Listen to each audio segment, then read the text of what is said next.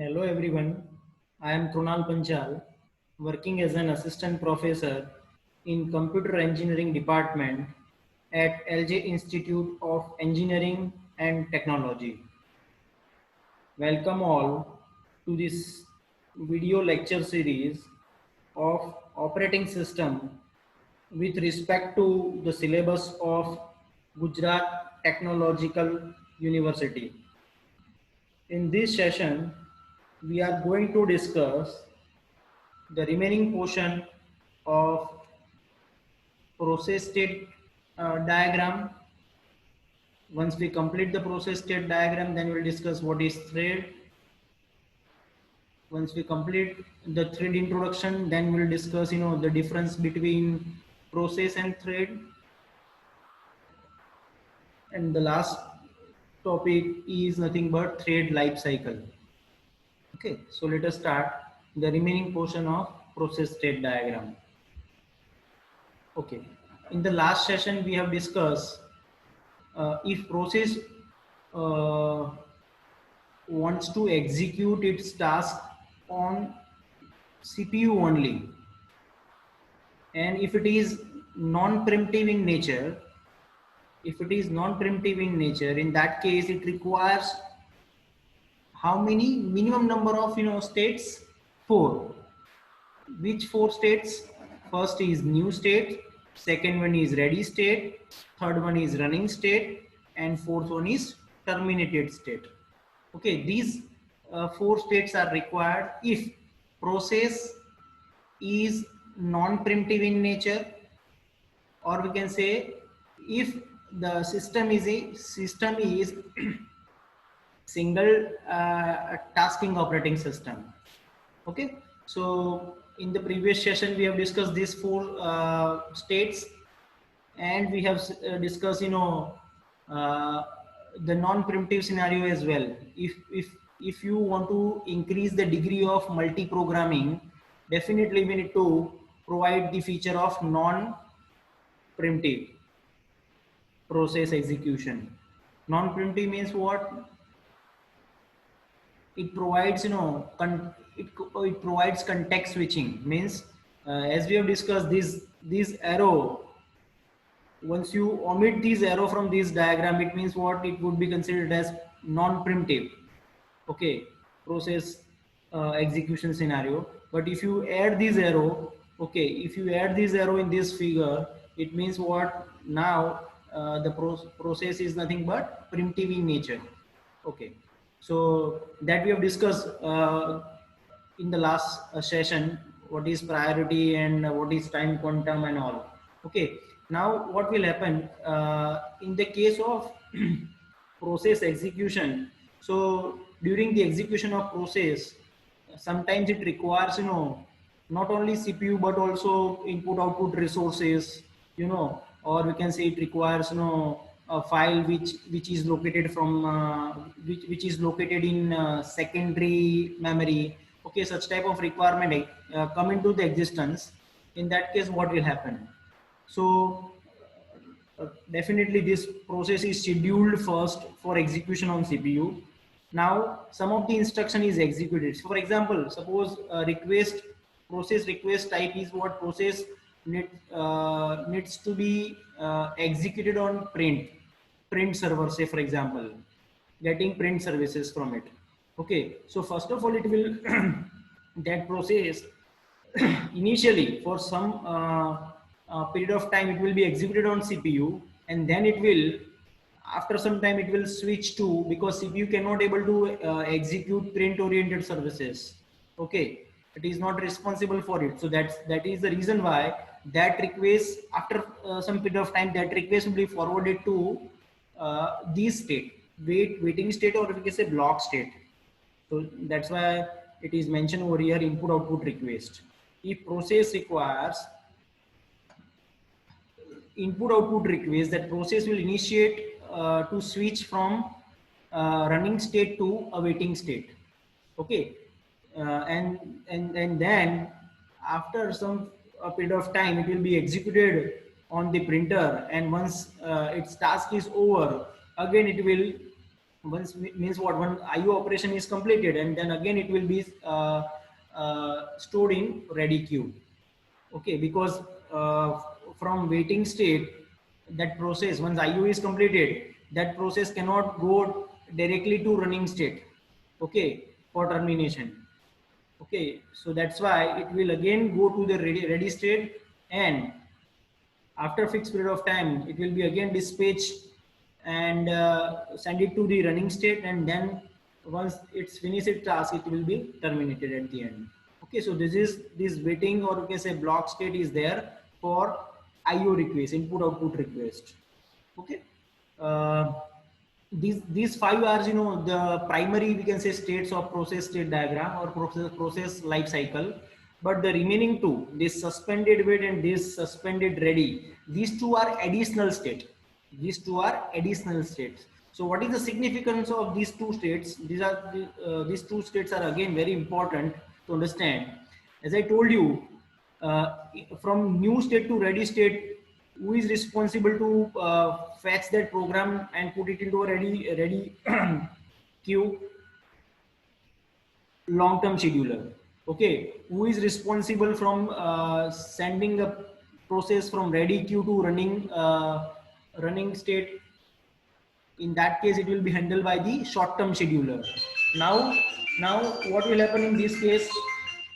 Now what will happen in this case, when there are some chances, like say for example, if I'm talking about worst case scenario, let us assume one scenario. Suppose in ready queue there are, say for example, 10 processes.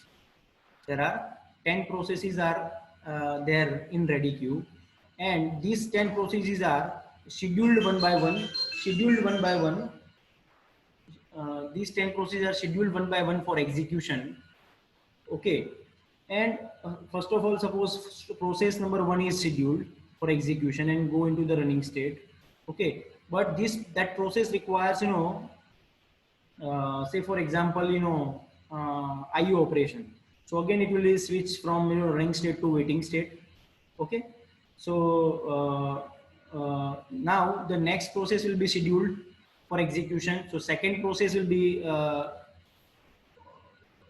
go from, you know, ready state to running state. Again that process requires, you know, the same type of request. IO operation is required for that process number two. Again it will be switched from running state to waiting state. So it means what, if all the processes are intended for input output operations, so definitely all the processes would be switched from running state to waiting state.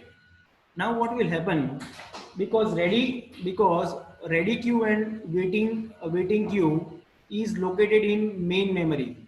Ready queue and waiting queue is located in main memory. So the memory of these two states are limited. So so that's why it can occupy a limited number of processes only. Once the maximum number of processes exceeded, okay, in main memory, what will happen? Suppose this wait block can able to contain 10 processes only. Okay, but if 11th process is coming, what will happen? So because we do not have to occupy, we do not have any space to occupy that 11th process into this state. Okay, so that 11th process needs to be stored somewhere for later execution. So that process will be, so that process would be suspended for a while, and this that 11th process will be suspended and send it to the suspended wait state.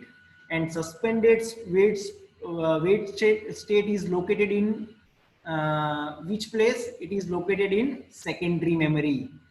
This is very important stuff you need to keep in your mind. This wait block, this is ready queue, these two are, you know, located in main memory. So that's why the size of ready queue and size of waiting block is very limited. So that's why if such type of situation occur, like in worst case scenario, if queue is full, if the main memory is full, in that case that the upcoming processes would be suspended and send it to, or this operation is known as swap out operation. Swap out from main memory to secondary memory for a while. Okay, and once the space is there, once the space is there, in that case it will be swap in from secondary memory to a main memory once again for resume its execution. Okay, so this thing is very important to understand. Okay, now what will happen? The same type of scenario can be happen over here. Okay, so say for example, if because in the case of new state, it is located in secondary memory, so definitely secondary memory space is larger than the size of main memory. Clear? So if there are chances, if upcoming processes are going on from new to ready state, so after some time ready state or case ready queue memory can be full, so no other process can accommodate. So in that case upcoming processes would be suspended for a while, and it would be again swap out from these main memory to a secondary memory, and it would be put it into a suspended ready state. Okay, and what will happen if any high priority processes come into the existence? In that case, what will happen? Because this ready queue is full, so no other process can accommodate. So in that case, what will happen? One of the process in ready queue, okay, one of the normal process or case a user initiated process is suspended to accommodate that uh, upcoming process which contains highest priority, okay, for execution. So that user process is suspended from ready to suspended ready state, and then the highest priority process can uh, come into the existence and scheduled to run on the CPU. Okay, once it is executed, once it relieved from the ready queue. Okay, so again the space is there in the ready queue, so again it will be resumed for its execution. So in this way these two states are very important. Okay, this is kind of we can say concept of virtual memory, in which we are using swap in and swap out operation. Okay, uh, this the last one is what this arrow, what it indicates actually.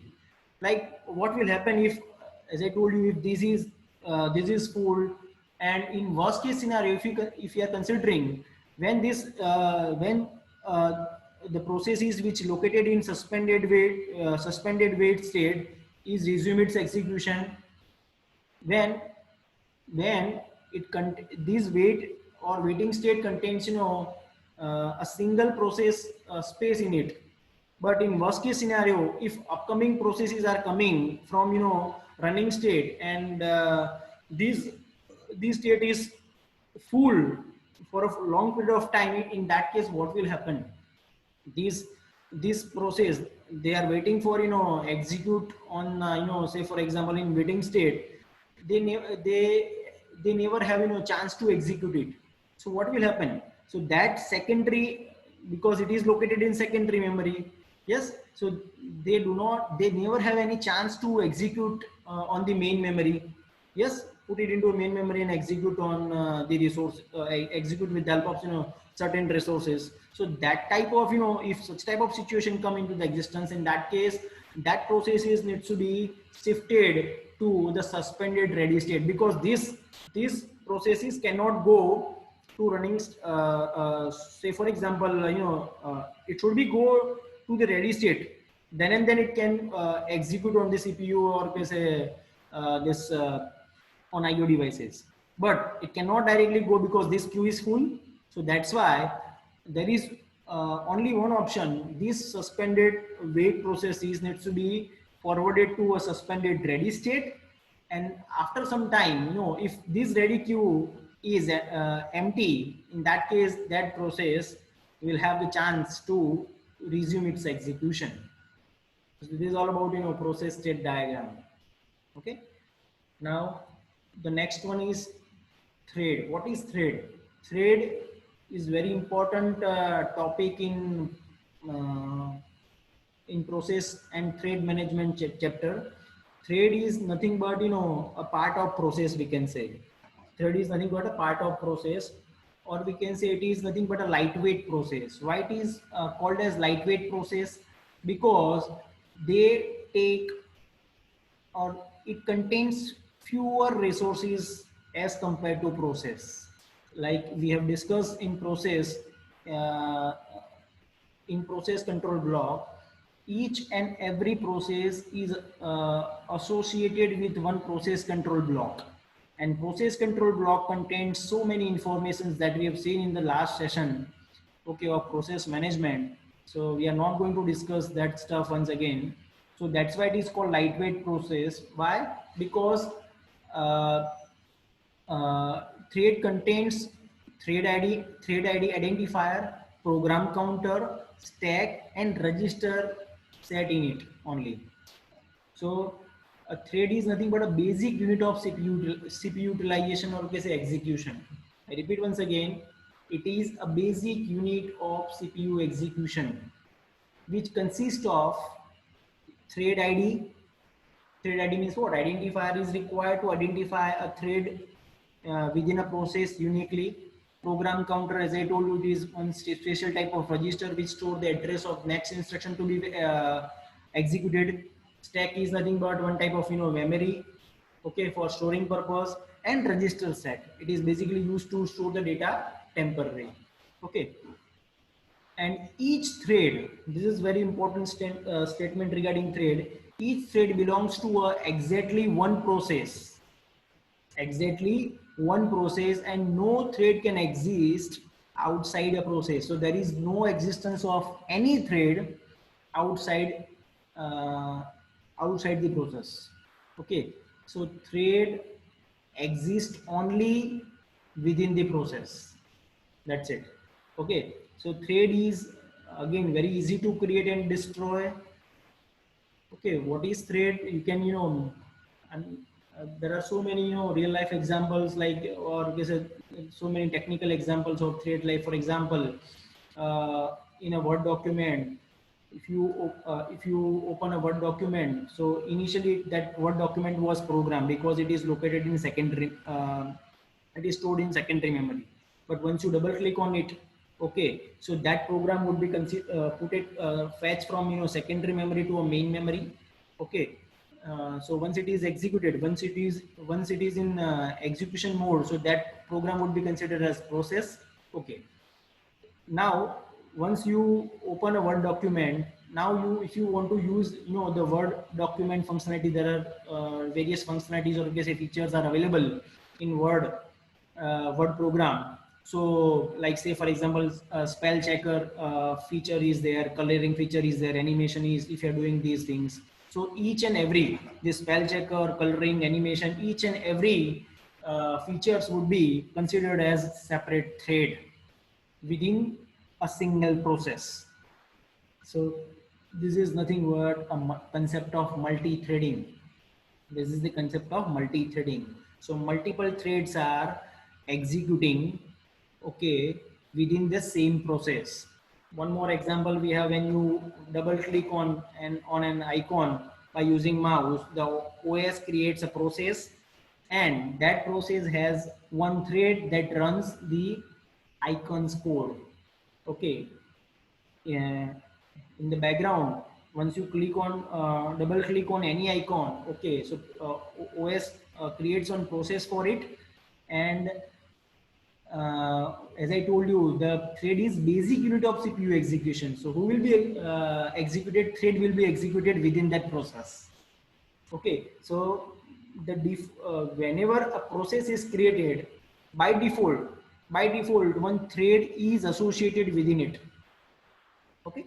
So this is all about the introduction of thread. In the next session we will discuss the difference between thread and process and thread life cycle. So thanks for watching this video.